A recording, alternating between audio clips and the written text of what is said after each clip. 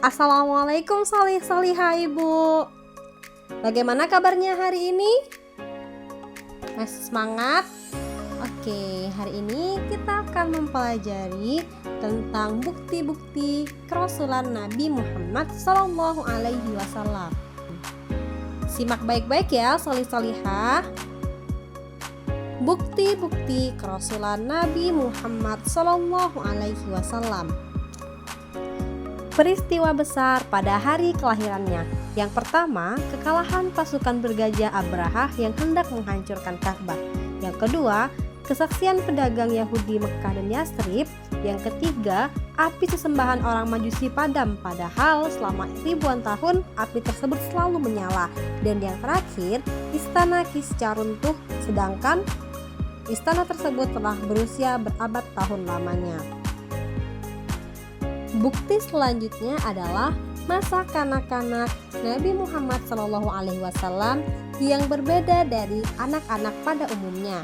Yang pertama, ia sudah bisa berjalan di usia 5 bulan. Pada usia 9 bulan, ia sudah fasih berbicara. Kemudian, sejak usia 2 tahun, Nabi Muhammad sudah dibiarkan mengembala bersama dengan saudara-saudara sesuannya, yakni anak dari Halimah Sa'diyah.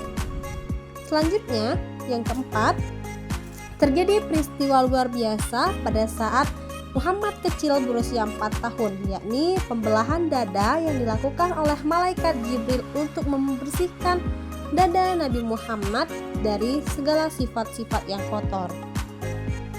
Bukti kerasulan selanjutnya ialah mukjizat yang diterima Rasulullah SAW sebagaimana yang juga diperoleh oleh rasul-rasul sebelumnya untuk melemahkan umat-umat yang tidak mau mengikuti ajaran atau risalah agama yang dibawanya. Adapun mukjizat Nabi Muhammad SAW sangatlah banyak. Di antaranya yang pertama, Al-Quran. Al-Quran merupakan mukjizat terbesar yang dimiliki oleh Rasulullah SAW, yakni kitab yang dijadikan pedoman atau petunjuk untuk seluruh umat manusia. Yang kedua, peristiwa Isra dan Mi'raj, di mana peristiwa ini merupakan Isra adalah perjalanan spiritual Rasulullah SAW dari Masjidil Haram Mekah ke Masjidil Aqsa Palestina, dan Mi'raj adalah peristiwa di mana Rasulullah SAW naik ke langit ke-7. Dan peristiwa ini terjadi satu malam di mana Rasulullah menerima perintah untuk melaksanakan salat 5 waktu sehari semalam dari Allah Subhanahu wa Ta'ala secara langsung. Selanjutnya, yang ketiga, mukjizat yang diperoleh Rasulullah adalah mengeluarkan air dari sela-sela jarinya. Yang keempat, awan selalu mengiringinya dimanapun beliau melakukan perjalanan. Yang kelima, membelah bulan. Selanjutnya, mukjizat yang dimiliki oleh Rasulullah SAW adalah kemampuannya untuk memperbanyak makanan. Dan yang terakhir, ia juga diberikan kemuliaan oleh Allah Subhanahu wa Ta'ala sehingga bisa menjadi perantara untuk menyembuhkan penyakit. Selain itu, tanda-tanda kerasulannya juga sudah disaksikan secara langsung oleh pamannya sejak kecil. Abu Thalib mengatakan bahwa Muhammad tidak pernah menyembah berhala, tidak pernah pula memakan daging yang disembelih untuk berhala. Dia juga tidak pernah mendengar Nabi Muhammad SAW berbohong dan tidak pernah pula melihat Rasulullah berperilaku tidak senonoh.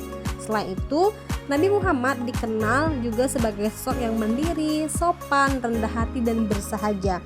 Sifat-sifat ini adalah sifat-sifat yang tidak bisa dimiliki sembarang orang.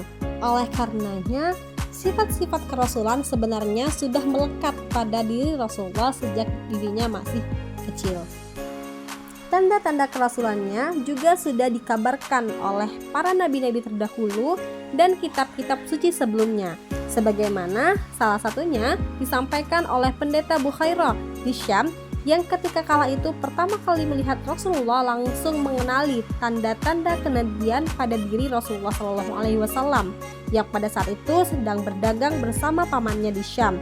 Selanjutnya, pendeta Waraqah bin Naufal di Mekah juga mengemukakan pendapat yang sama. Selain itu, wasiat dari pendeta Kristen Umuriyah yang mengisyaratkan akan datangnya nabi terakhir, Dan juga sebenarnya hal ini juga sudah dikabarkan dalam kitab-kitab sebelumnya dan disampaikan kepada nabi-nabi sebelumnya sebagaimana yang diabadikan dalam Quran surah As-Saff ayat 6. A'udzu billahi minasyaitonir rajim. Bismillahirrahmanirrahim. Wa idh qala Isa ibnu Maryam ya bani Israil inni rasulullahi ilaikum musaddiqan lima baina yadayya minat